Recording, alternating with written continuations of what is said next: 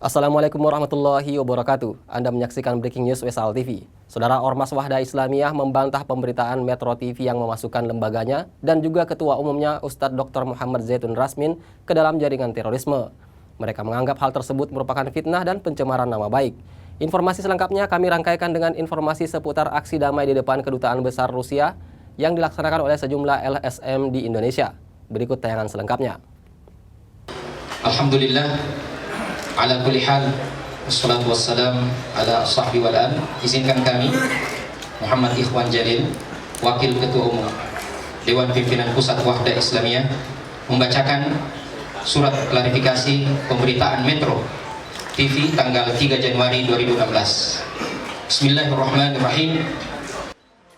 Wakil Ketua Umum Wahda Islamiyah, Ustadz Muhammad Ikhwan Abdul Jalil LC MHI, saat membacakan pernyataan sikap terkait pemberitaan Metro TV pada hari Senin 11 Januari lalu di Jakarta menjelaskan bahwa berita itu adalah tuduhan yang tidak benar sehingga menjadi fitnah dan pencemaran nama baik bagi Ormas Wahda Islamiyah dan pribadi Ketua Umumnya. Seperti diketahui dalam acara News Story Insight (NSI) yang disiarkan pada hari Ahad 3 Januari lalu, sebuah lembaga penyiaran swasta nasional menampilkan slide yang memasukkan Wahda Islamiyah dalam daftar jaringan terorisme di Indonesia. Tidak hanya itu, ketua ormas tersebut, Ustadz Dr. Muhammad Zaitun Rasmin juga disebut di dalamnya. Selama ini Ustadz Zaitun Rasmin juga dikenal sebagai Wasekjen Majelis Ulama Indonesia Pusat dan juga merupakan Wakil Ketua Umum Majelis Intelektual dan Ulama Muda Indonesia. Sementara Ormas Wahda sendiri merupakan ormas Islam yang aktif di bidang dakwah, pendidikan, dan sosial. Cabangnya tersebar di 126 daerah di Indonesia. Dalam pernyataannya, Wahda menilai bahwa pemberitaan dari lembaga penyiaran swasta nasional tersebut dapat merugikan banyak pihak. Dalam kesempatan tersebut hadir sejumlah tokoh dan ulama bangsa, di antaranya Wakil Ketua MPR Hidayat Nur Wahid, Wasekjen MUI, Ustadz Amir Syah Tambunan, Ketua Majelis Intelektual dan Ulama Muda Indonesia Ustadz Bahtiar Nasir, anggota DPD RI dari Sulawesi Selatan AM Iqbal Parewangi, juga terlihat dalam barisan tokoh yang hadir memberikan dukungan. Turut hadir dalam pernyataan tersebut tokoh Adiaksa Daud, Ustadz Yusuf Mansur, Ustadz Fahmi Salim, Ustadz Farid Ahmad Okbah, Ustadz Fadlan Garamatan, Syekh Ali Jabir, Ustadz Ferry Nur, Syafi'i Antonio, dan pengacara kondang Egy Sujana. Sementara itu, Ketua Majelis Ulama Indonesia bidang dakwah yang juga dikenal sebagai warga Nahdlatul Ulama, Kiai Haji Khalil Nafis yang turut hadir memberikan dukungannya dalam konferensi pers tersebut, meminta Metro TV untuk berhati-hati. Ia lalu menceritakan pengalamannya yang baru saja menguji tesis tentang gerakan dakwah Wahda Islamiyah di Universitas Indonesia. Ya, Ustaz, boleh diceritakan seperti apa tesis yang tadi Ustaz jelaskan tentang Wahda Islamiyah? Ya, ada teman atau mahasiswa yang menulis tentang Wahda Islamiyah di Pascasarjana UI. Apakah mahasiswanya Wahdah juga? Bukan, dia dari ormas lain dan beasiswa dari Kementerian Pemuda dan Olahraga, menulis tesis tentang Wahda Islamiyah berkenaan dengan perjuangannya. Nah, dalam tesis itu menyebutkan tentang bahwa Wahda Islamiyah tidak bertentangan dengan NKRI. Yang kedua, Wahda Islamiyah dapat menerima terhadap Undang-Undang Dasar, NKRI kita, Pancasila kita, dan juga Islam yang diperjuangkan oleh Wahda Islamiyah adalah nilai-nilai yang bisa diakomodir oleh bangsa Indonesia. Dan di dalam juga tidak menyebutkan tentang penggunaan kekerasan, sehingga ciri berkenaan dengan teroris itu biasanya adalah punya nilai perjuangan, lalu perjuangan itu dilakukan dengan cara kekerasan, ciri itu tidak ada dalam Wahda. Itu di dalam tesis itu. Oke, lalu Ustaz, setelah menguji tesis itu, kemudian Ustaz bisa menerima hasil tesisnya? Iya, lulus kok.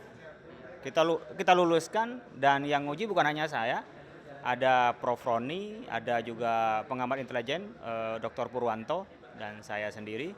Ada Bu Hanita sebagai sekretaris di Prodinya, Ketahanan Nasional, dan itu diterima. Artinya kalau diterima dan diluluskan berarti kan benar secara metode ilmiah. Lalu kaitannya dengan Metro TV kemudian memberitakan bahwa Ustaz Zaitun dan Wahda adalah bagian dari teroris? Ya, saya pikir itu perlu ada datanya ya. Artinya ada tesis yang sudah dilakukan secara ilmiah tidak ada, sementara ada orang menyebutkan ada. Kan harus dilakukan mana datanya. Yang kedua, ya harus cover board lah. Namanya bikin berita itu kan tidak boleh hanya satu pihak informasi, apalagi informasi masih bertentangan dengan studi yang memang ilmiah di dalamnya. Kan tidak boleh dilakukan itu. Oleh karena itu Metro TV pertama harus mengklarifikasi. Yang kedua, kalau memang tidak terbukti tentu harus minta maaf lah. Bahwa itu ada keteledoran, sehingga cap atau stigma orang bahwa Wahda dan Ustadz Zaitun adalah teroris itu bisa dihapus kembali, bisa diluruskan kembali. Oke, ada nggak langkah-langkah yang dilakukan oleh MUI Pusat, karena Ustadz Zaitun juga sebagai pengurus, Ustadz juga termasuk pengurus MUI Pusat terhadap kasus ini? Ya, sementara ini kita sarankan untuk diproses secara hukum. Kita tunjukkan ketika ada orang melawan hukum, kita tetap ajak dengan cara hukum. Jangan sampai orang melawan hukum lalu dilawan dengan cara melawan hukum. Seandainya Ustadz Zaitun itu teroris, dituduh teroris kan langsung dibom itu Metro TV kan. Ustadz gini, sedikit.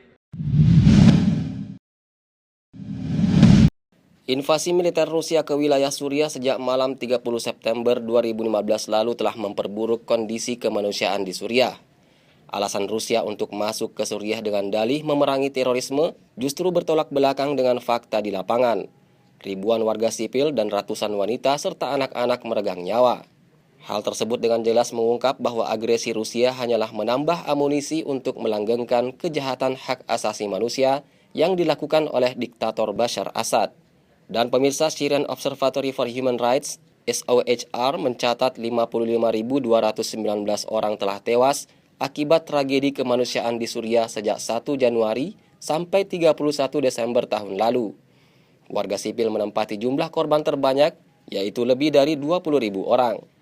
Dan menyikapi tragedi kemanusiaan tersebut, Aliansi Merah Putih Peduli Suriah yang terdiri atas Forum Indonesia Peduli Syam, FIPS, Majelis Az-Zikra, Sinergi Foundation, Sapa Islam, Road for Peace, Action for Humanity, Charity for Syria, Human Rights Care for Palestine, Islam Post AIDS, Mahasiswa Pencinta Islam, Syam Organizer, kami, Sahabat Al-Aqsa, Sahabat Suriah, Muhammadiyah Disaster Management Center, MDMC, World Human Care, Hilal Ahmar Society Indonesia, dan tim pengacara Muslim menggelar aksi bersama dan menyampaikan aspirasi mereka di depan Kedutaan Besar Rusia di Jakarta.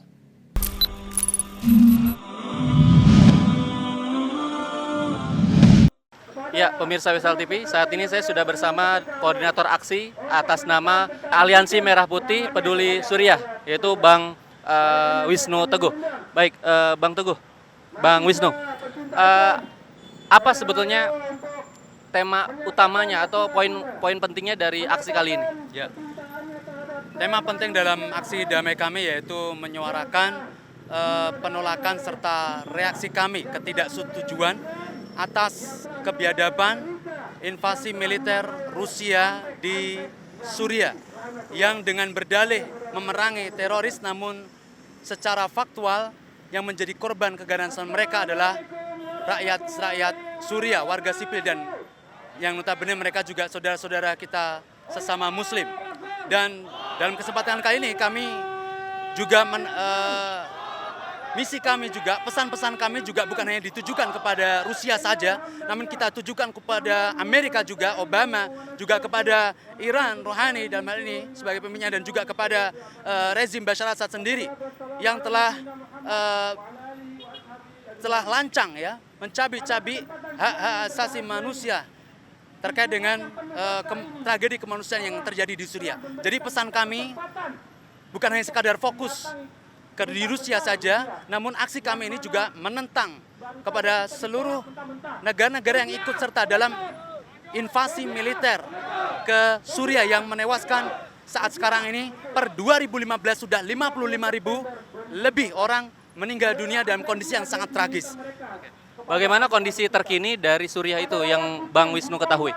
Ya, saat sekarang ini saudara-saudara kita yang ada di Suriah, di bumi Syam, mengalami satu fase kehidupan yang sangat memprihatinkan sekali.